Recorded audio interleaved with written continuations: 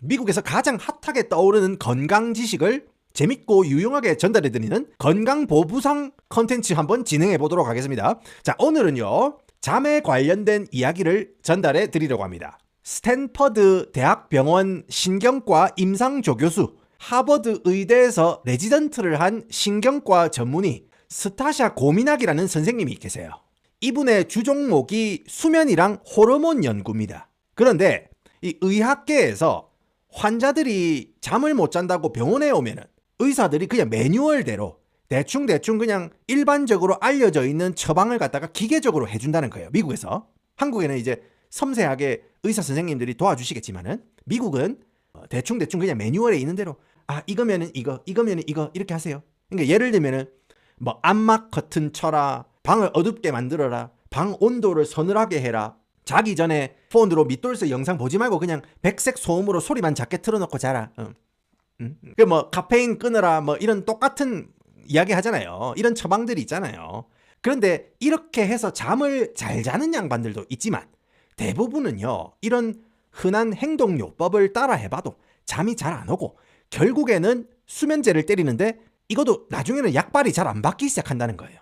그러니까 이거는 근본적인 문제를 해결하는 게 아니고 외부적인 요소 몇 가지만 바꾸어보는, 그런데 정작 우리 안에 있는 문제는 해결을 못하니까 계속 수면 부족이 일어난다고 하는 거예요. 예. 그리고 이런 우리 몸에 있는 근본적인 문제가 바로 비타민 D, 그리고 우리 장 속에 사는 미생물들이 만들어내는 비타민 B군 결핍 때문이라고 합니다. 심지어 이런 비타민들이 부족하면요, 우리 뇌가 말 그대로 잠자는 방법 자체를 아예 잊어버린다는 거예요. 그런 식으로 잠을 제대로 못 자니까 정신이나 몸이 회복을 못하고 그게 계속 차곡차곡 쌓이면은 우울증이나 만성염증이나 심하게는 뇌졸중까지 생긴다는 거예요. 잠을 자는데 실제로는 잠을 안 자는 거예요, 우리 뇌가. 그거의 연장선상에서 흔히 사람들이 나이가 들면은 잠이 준다고 하잖아요. 근데 우리는 그게 그냥 자연의 순리라고 생각하잖아요. 근데 그게 아니고 체내에서 비타민 합성 기능이 저하가 되니까 밤에 잠을 충분히 못 자는 거고, 잠을 충분히 못 자니까 노화가 급행열차를 타는 거라고 그렇게 이야기를 하는 거거든요. 그러니까 나이가 들면 들수록 뇌가 잠자는 방법 자체를 잊어버린다는 거예요. 아니 돌스야, 비타민 D는 햇빛 받으면 생기는 거고 비타민 B는 음식 거의 대부분에 들어있는데 그게 수면이랑 뭔 상관이냐 하시겠습니다. 그래서 오늘은 스타샤 고미낙 선생님이 이야기하는 수면장애를 극복하기 위해서 우리 몸이 필요한 비타민에 대한 이야기를 쉽고 재밌게 한번 말아드리겠습니다. 여러분들 좋아요 한 방씩 눌러주면 감사하겠습니다. 네, 부탁을 좀 드릴게요. 예, 이거 건강정보 제가 공부 열심히 해가지고 여러분들 알기 쉽게 제가 풀어드리겠습니다. 좋아요 좀 부탁드릴게요. 일단 고미낙 박사가 원래는 수면치료통이 아니었어요. 수면치료 전문가가 아니었습니다. 근데 2004년에 신경과 전문의로 환자들을 봤는데 이상하게 젊은 20대 언니들이 아니 저렇게 젊고 건강한데 매일매일 원인도 모르는 두통이 워낙 심하게 일어난다면서 계속 찾아오는 거예요. 20대 젊은 언니들이. 그중에 환자 언니 한 명은 약국에 파는 두통약이라는 두통약을 다 써봤는데 약발이 드는 게 아무것도 없다는 거예요. 그래서 이 언니가 물어보는 게 수면다원 검사를 해달라고 떼를 썼답니다. 여러분들 수면다원 검사가 뭐냐면은 우리가 잠을 때리는 와중에 뇌파가 어떻게 진행이 되고 눈동자나 호흡이나 심전도는 어떻게 흘러가는 거, 이거를 체크를 하는 거거든요. 근데 이 검사는요, 2000년대 초반이니까 그 당시에는 주로 코를 엄청 심하게 고는 40대 이상 아재들이 주로 받는 검사였어요. 왜냐면은 아재들 코를 골다가 지코골이에 숨이 막혀가지고 절도 일보 직전까지 가는 상황이 우리 아저씨한테 자주 일어나요. 그러니까 하다가 절도 일보 직전까지 간단 말이죠. 아저씨들 같은 경우에 나이 들고 운동량이 줄어버리면은 배도 나오고 이 기관지 주변에 살도 찌고 이런단 말이에요. 이게 서글픈 겁니다, 여러분들. 그런데 아니 젊은 언니가 40대 50대 아저씨들이 받는 검사를 해달라고 하니까 고미낙 선생님이 조금 못 믿은 거예요. 그럼 마지 못해가지고 검사를 해주기는 하는데 어라? 이 젊고 날씬한 언니가 진짜 수면 무호흡증이 있던 거예요. 진짜 수면 무호흡증. 그래서 고미낙 박사가 이 언니한테 CPAP 그 양압기 있죠, 양압기. 그 산소 호흡기 같은 거 있잖아요. 그거를 처방을 해줬어요.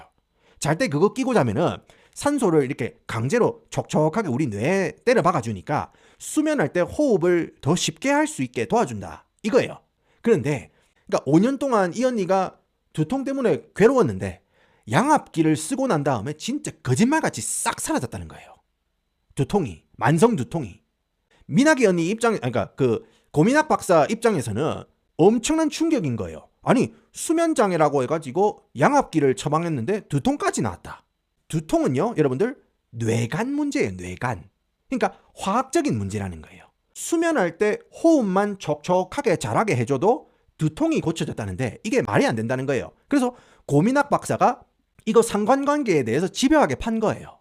그래서 내린 결론이 양압기가 환자들이 깊은 수면 상태를 좀 더 오래 빠져들 수 있게 도와줬고, 그 깊은 심연의 수면 상태에 있을 때 뇌가 두통 스위치 전원을 뽑아버리는 그런 화학물질을 만들어낸 게 아닌가, 그런 추론에 도달을 했다는 겁니다. 고민학 박사가. 원래 우리 몸의 통증은요, 누가 우리한테 내구성 테스트를 하거나 물리적인 데미지를 가하지 않으면은 원래 통증을 느끼는 전원이 뽑혀 있어요. 근데 우리가 잠을 깊게 못 자면은 두통을 만들게 하는 그 전원이 계속 올라와 있다는 거예요. 근데 잠을 깊게 자버리면은 그 전원이 내려진다. 그러니까 통증을 못 느낀다는 거예요. 통증의 전원이라는 겁니다. 통증의 스위치. 오케이? 그래서 고민학 박사가 만성 두통이 있는 젊고 건강한 여성 환자들을 이렇게 초빙을 해가지고 전부 다 수면 검사를 돌린 거예요. 그런데 그 환자들 공통적인 특징이 있는 거예요. 어머, 선생님, 저는 꼭 새벽 3시만 되면 눈이 번쩍 떠져요. 계속 뒤척이다가 만약에 다시 잠들어도 깊은 잠을 못 자고 일어나면 계속 두통이 생겨요. 이러는 거예요. 새벽 3시만 되면 눈이 번쩍 떠진다. 잠을 잘 자다가 새벽 3시에 갑자기 일어나는 거예요. 그러니까 만약에 뭐 11시에 잠을 잤다. 그러면은 새벽 3시에 딱 일어나면은 잠을 한 4시간 정도 잔 거잖아요. 근데 그 이후에 다시 잠을 들려고 하면은 깊은 잠을 못 자. 그리고 난 다음에 뭐 6시나 뭐 7시 이럴 때 일어나면은 계속 두통이 생기는 거예요. 그리고 두 번째 단서가 뭐냐면은 멕시코 할머니 한 분이 평생 멕시코 북부에 살다가 이제 연세도 있고 하시니까 자석들 도움도 좀 받고 편안하게 살까 싶어가지고 텍사스 아들내미 집으로 이사를 온 거예요.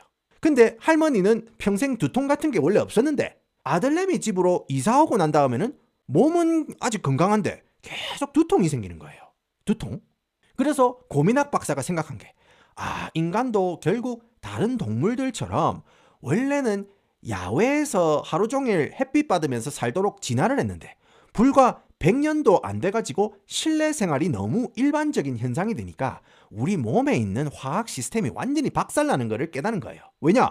멕시코 할머니, 멕시코 사실 때는 밖에 나가가지고 고추 말린 거 한 번씩 쓱 거들어 나가시고 장독대, 그죠? 장 담근 거 곰팡이 썼는 거 쓱 한번 보러 다니시고 옆 동네 곤잘레스 할머니랑 고돌이도 한판 하러 또 걸어 다니시고 이랬는데 텍사스 아들내미 집에 온 뒤로는 맨날 방에 앉아가지고 연속극만 보고 계시니까 밖에 아예 나갈 일이 없는 거예요. 그래서 미나기 언니가 이번에는 햇빛이랑 수면이랑 상관관계가 있다는 이런 계산이 서는 거예요. 근데 고민학 박사가 수면 다원 검사나 두통 쪽으로 용하다고 소문이 나니까 수많은 환자들이 고민학 박사한테 찾아와가지고 수면 검사를 받는 거예요. 이런 수많은 환자들 수면 검사 결과 데이터가 차곡차곡 쌓이니까 고민학 박사가 여기서 소름 돋는 공통점을 하나 발견하는 겁니다. 자, 환자들이 REM 수면 있죠, 여러분들. REM입니다. REM 수면으로 진입을 하면은 무호흡증이 일어나는 거예요. 자, 우리 뇌는요, 일단 잠자리에 들어가잖아요. 그러면은 얕은 수면 1, 2단계를 거치고 난 다음에 진짜배기 깊은 수면인 이 서파 수면 구간으로 진입을 합니다. 그러다가 다시 얕은 수면을 거쳐가지고 REM 수면 상태로 들어갑니다. 우리가 이렇게 자는 사이에 이 주기를 갖다가 몇 번씩 뺑뺑이를 돌아요. 그런데 바로 이 REM 수면 구간에 들어가면은 우리가 꿈을 꾸는 거예요. 근데 요 REM 수면 구간이 중요한 게 뭐냐면은 꿈을 꾸는 동시에 우리 몸이 완전히 마비가 된다는 거예요. 마비. 아니, 여러분들 생각을 해보세요. 그죠?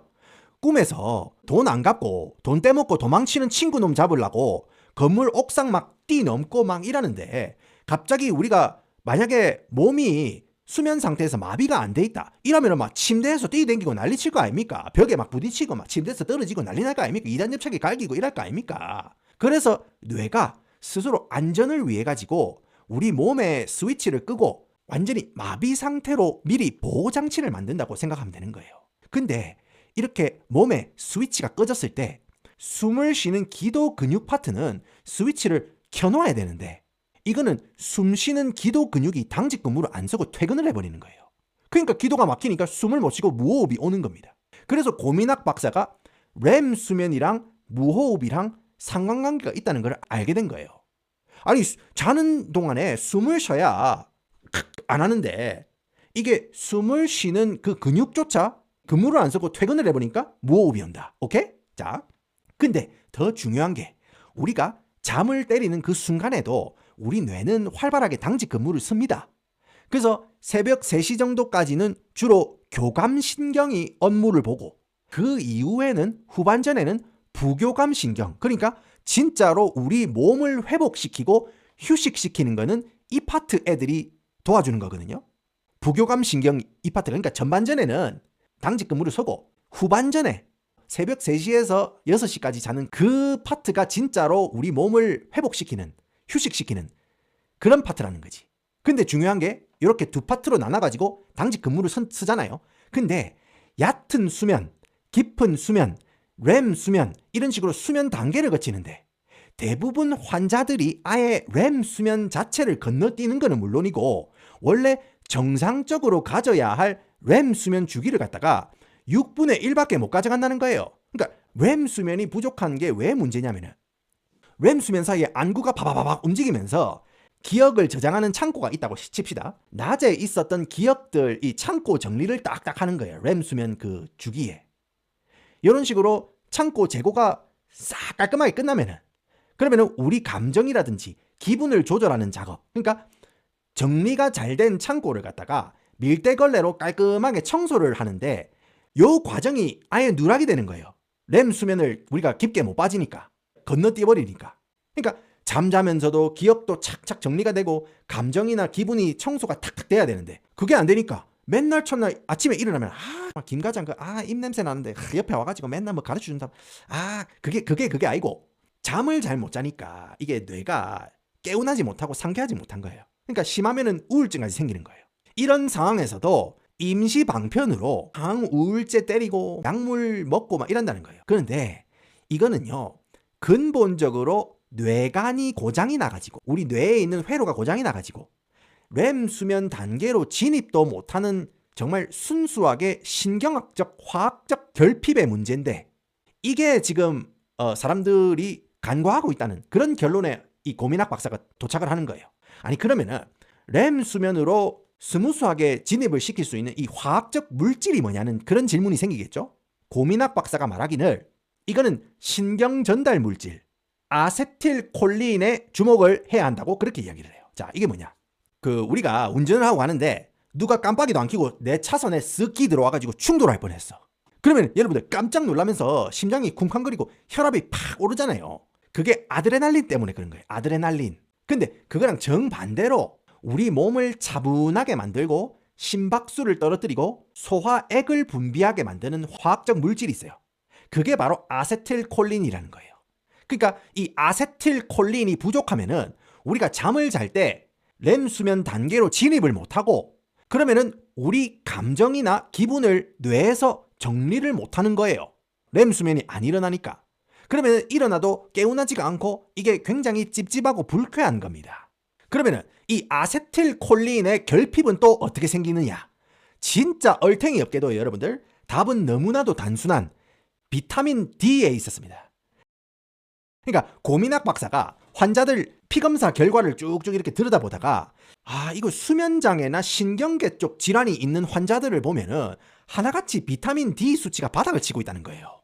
우리가 일반적으로 알고 있는 비타민 D는요 뼈를 튼튼하게 해주고 뭐 그런 식으로 알고 있잖아요. 근데 비타민 D가 도대체 수면이랑 뇌랑 뭔 상관관계인지 논문을 이렇게 뒤지다가 비타민 D가 우리 몸속에 있는 세포 핵 안으로 쏙 들어가가지고 DNA랑 결합을 하면은 DNA가 특정 단백질을 만든답니다. 근데 그 단백질이 결정적으로 우리 몸을 차분하게 해주는 화학물질 아세틸콜린을 만드는 재료로 사용된다는 거예요. 그러니까 밤에 잘 때 우리가 렘 수면이 있어야 자는 사이에 휴식을 취하고 감정 정리를 해주고 기억을 이렇게 정리를 해주는데 렘 수면에 못 들어가는 거야 우리가. 왜냐? 아세틸콜린이라는 그 화학적 성분이 부족하니까. 근데 아세틸콜린을 만드는 재료로 사용되는 게 바로 비타민 D다. 비타민 D는 어디서 오는다? 밖에 나가면 햇빛으로 쬐 수 있다. 그죠? 근데 비타민 D는요, 음식으로 보충이 안 된대요. 동물들은 여러분들 털에 묻은 기름 있죠? 개기름. 이거를 이렇게 핥잖아요. 그 기름이 햇빛을 받으면 비타민 D로 변한대요. 그러니까 동물들 털에 이렇게 묻어 있는 거예요. 비타민 D가. 그거를 혀로 이렇게 핥아가지고 섭취를 한다고 하거든요. 근데 인간은 혀로 핥아 먹을 털이 부족하잖아요. 그래서 우리는 맨살로 햇빛을 쬐었을 때 피부가 직접 비타민 D를 합성하도록 진화를 한 거예요. 이런 식으로 수천 년 우리 몸이 햇빛에 노출이 돼가지고 비타민 D를 생성하도록 최적화해서 몸을 딱딱 맞춰놨는데 갑자기 1980년에 인류 비타민 D 결핍을 불러일으키는 결정적인 사건이 발생해요. 그게 뭐냐? 바로 에어컨 보급입니다. 에어컨 보급이 쫙 되는 거예요. 사람들이 하루 종일 실내에 앉아서 일을 하고 생활을 하는 거예요. 그러면서 또 어떤 인식이 생기냐? 이거는 특히 한국에 사시는 분들이 경악할 만한 내용인데 서구 사회 의사들이 햇빛을 받으면 피부암 걸리고 피부 노화가 온다고 선크림을 무슨 가습기 수준으로 떡칠을 한 다음에 햇빛을 무조건 피해야 한다고 전 세계 사람들 상대로 경고를 하기 시작합니다. 심지어 한국에서는 양산을 쓰고 다니잖아요. 그죠? 그때부터 사람들이 실내 생활에 익숙해지고 이동할 때는 차 안에 있고 특히 미국에서는요, 여러분들 역사상 유례가 없는 최악의 비타민 D 대결핍 시대에 맞물려가지고 수면 부족 시대가 열린 겁니다. 그러니까 여러분들 애기들 있죠? 애들. 우리 때는 밖에 나가가지고 애들 항상 놀았잖아요. 밤에 잠을 얼마나 잘 잡니까? 그죠? 어른들은 밤에 잠을 설치는데 아들은 자러 가기 싫어가지고 부모들하고 힘싸움 하다가 대가리만 딱딱 대면은 바로 숙면입니다. 뭔 말인지 알겠죠? 밖에 나가지고 구슬치기 하고 밖에 나가지고 말뚝박기 하고 우리는 그렇게 컸잖아요. 딱지치기 하고 이렇게 컸잖아요. 집에 와가지고 밥 맛있게 먹고 밤에 자러 가면은 바로 숙면입니다. 근데 어른들은 뭡니까? 그렇지 않잖아요. 이런 식으로 수면을 할 때 뇌가 제대로 일을 못하고 쉬어야 할 때 휴식을 못 취하잖아요. 그러면 그게 매일 밤 차곡차곡 쌓이면서 결국에는 뇌졸중이나 우울증이 생겨나고 아니면은 만성 두통 같은 그런 여러 가지 결과로 골마 터지는 겁니다. 그래서 고민학 박사가 두통이나 수면 장애 환자들한테 비타민 D를 고용량 처방을 해봤는데 혈중 비타민 D 수치 60을 넘기니까 환자들이 잠도 푹 자고 두통도 싹 사라졌다는 거예요. 근데 여기에는요, 여러분들 치명적인 부작용도 있습니다.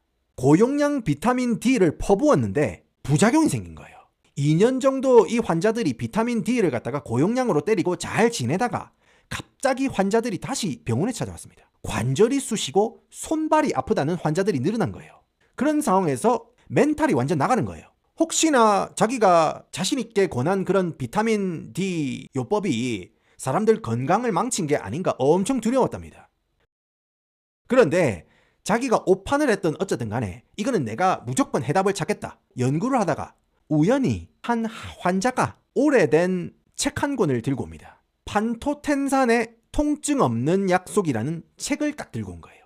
판토텐산이 바로 비타민 B5라는 거예요. 근데 여러분들 비타민 B5는요, 코엔자임 A라는 물질을 만드는 데 쓰는 재료가 바로 비타민 5입니다. 그러니까 비타민 5가 있어야 코르티솔이나 멜라토닌 같은 호르몬도 만들 수 있다는 거예요. 코르티솔 이거는 이제 낮에 활발하게 활동할 수 있도록 에너지를 끌어올리는 호르몬이고 멜라토닌은 밤에 몸이 회복을 할 수 있게 샷다를 내려주는 호르몬이라고 보면 됩니다. 복잡한데 네, 쉽게 풀어드릴게. 수업 마지막에 선생님이 이런 식으로 정리를 해준다고 그걸 잘 들으면 돼. 근데 이거 어렵다 해. 수업 짤까? 어렵다 해. 잡아 디비 자자 이러면 안 돼. 뭔 말인지 알겠죠? 도시락 까먹까? 뒤에 가가지고 도시락이나 까먹까? 이러면 안 됩니다. 오케이, 잘 들으세요. 코르티솔 이거는 콜티솔은 낮에 활발하게 활동을 할 수 있도록 에너지를 끌어올리는 거예요. 멜라토닌은 밤에 몸이 회복을 할 수 있게 샷다를 내려주는 겁니다. 그래서 이 멜라토닌 그 약도 있잖아요. 그런데 비타민 B5랑 비타민 D랑 이거는 또 뭔 상관이냐? 고민학 박사가 환자들한테 비타민 D를 때려박으니까 환자들 몸 입장에서는 와, 드디어 우리 몸을 수리해도 되는 그런 결제 오케이 사인이 떨어졌다 하면서 비타민 D가 밤에 라이트 딱 끼고 조끼 딱 입고 몸 여기저기를 고치는 천하 작업을 짱짱하게 고치는 거예요. 비타민 D가.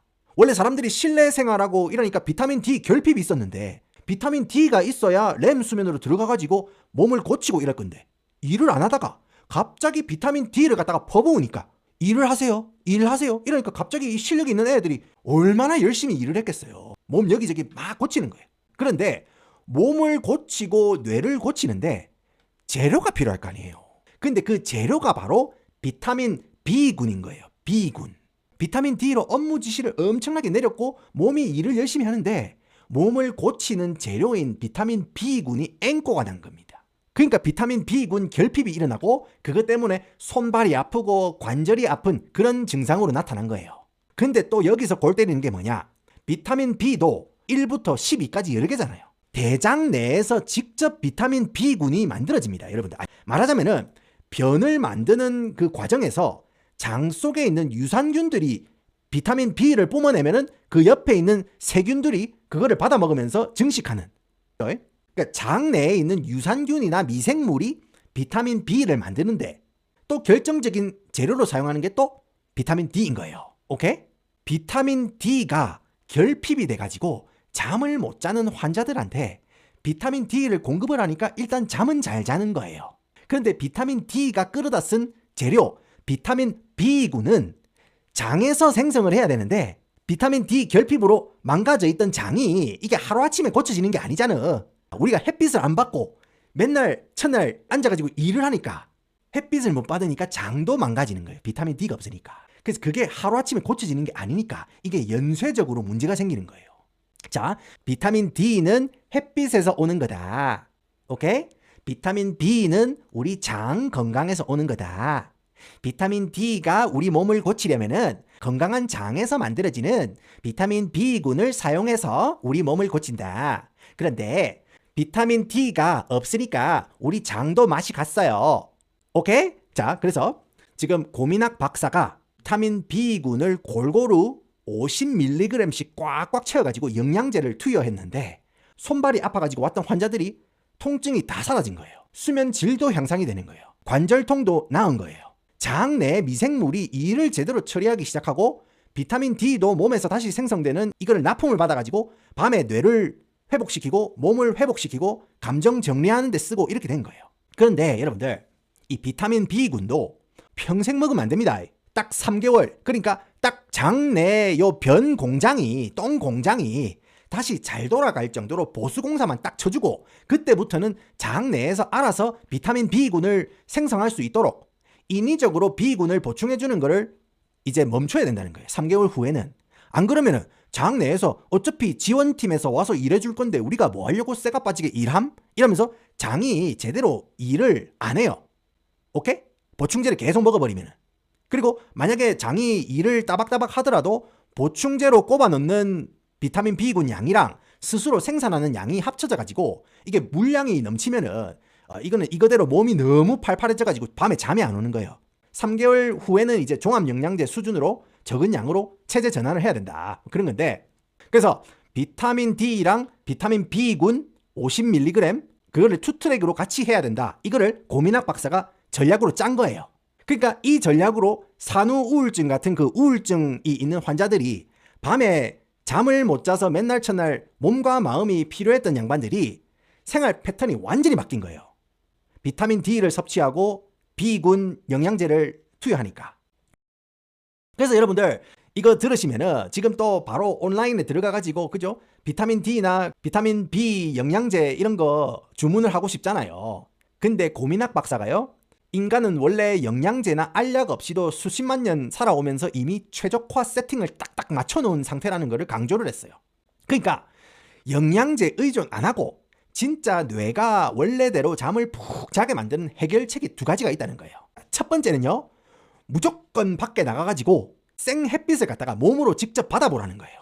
그렇다고 해가지고 뭐 창문 닫아놓고 베란다에서 커피 때리면서 햇빛 조금 받는 거 그거 아무 소용없답니다. 유리창이 비타민 D를 만드는 자외선을 갖다가 다 튕겨내기 때문에 일단 나가가지고 햇빛을 직접 쐬야 된답니다. 그리고 우리 피부로 만드는 비타민 D는요, 우리가 알약으로 해결 못하는 그런 그 천연 염증 억제 물질도 같이 흡수가 된다고 하고, 오히려 적당한 자외선 노출은요, 피부 노화도 막아준답니다. 그러니까 막 서양 애들처럼 막 우통 까고 막 다 까고 나가가지고 막 맨날 첫날 그 뭡니까 스태닝 오일 바르면서 일하면은 쭈글쭈글하게 노화가 오겠지만은, 적절하게 우리가 자외선에 노출되는 거는 오히려 노화를 막아준다는 거예요. 그리고 두 번째 비결, 바로 식단입니다. 식단. 아까 비타민 B군을 만들어내는 진짜 기술자가 바로 우리 장 내에 사는 미생물들이라고 했잖아요. 근데 이 미생물 생태계를 완전히 박살내는 최악의 식단이 뭐냐? 바로 100% 순수 탄수화물 식단입니다. 예를 들어 가지고 쌀밥이라든지 옥수수라든지 면이라든지 그런 순수 탄수화물 있죠? 이것만 먹으면요, 비타민 B를 만들어내는 균이 굶어 죽는다는 거예요. 그러니까 고기랑 야채를 적절하게 같이 먹으라는 거거든요. 그러면 이 유산균을 장에 안전하게 공급할 수 있는 음식이 뭐다? 바로 김치다. 김치 같은 발효식품입니다. 발효식품이요, 여러분들, 음식물이 썩고 부패하면서 생기는 그 균이랑 곰팡이나 효모를 우리가 먹는 거잖아요. 배추 안에 있는 이 엄청난 양의 박테리아를 갖다가 우리가 아삭아삭 씹어 먹는 거예요. 그리고 그걸 우리가 삼키면은 위로 들어가잖아요. 여기서 위산을 못 견디고 조기 퇴근하는 애들은 이미 퇴근을 한 다음에, 그러고도 엄청난 양의 유산균이 장에 도착을 한다는 거예요. 이런 식으로 장 내에 미생물이랑 배합이 야물딱지게 돼가지고 다시 우리 몸이, 대장이 건강한 상태가 되면은 비타민 B 복합체를 막 찍어내는 거예요. 그리고 이렇게 생성된 비타민 B 복합체를 갖다가 밖에 나가가지고 우리가 산책하고 운동하고 했을 때 만들어진 이 비타민 B가 받아가지고 밤에 잠잘 때 렘 수면 상태에 스무스하게 진입하고 수면 질을 높여가지고 몸도 회복하고 감정도 회복하고 깊은 잠에서 망가진 우리 몸 보수공사가 진행이 된다는 거예요. 잠자는 사이에.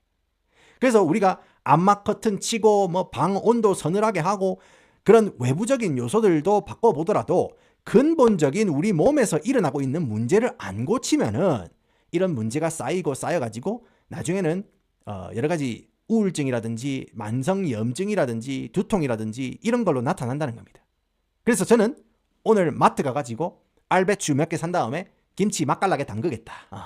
그리고 카운터에 한 2일 정도 공기방울 떠러러 올라오면은 한 번씩 뒤집어주고 맛있게 익힌 다음에 냉장고에 집어넣고, 그리고는 이제 밖에 공원에 가가지고 우통 좀 까고 조깅을 맛깔나게 뛰겠다. 그런 생각이 들었습니다. 여러분들은 이 고민학 박사의 비타민 D와 비타민 B로 해결하는 수면장애 어떻게 생각하시는지 의견을 댓글로 남겨주시고 오늘도 함께해 주셔서 감사합니다.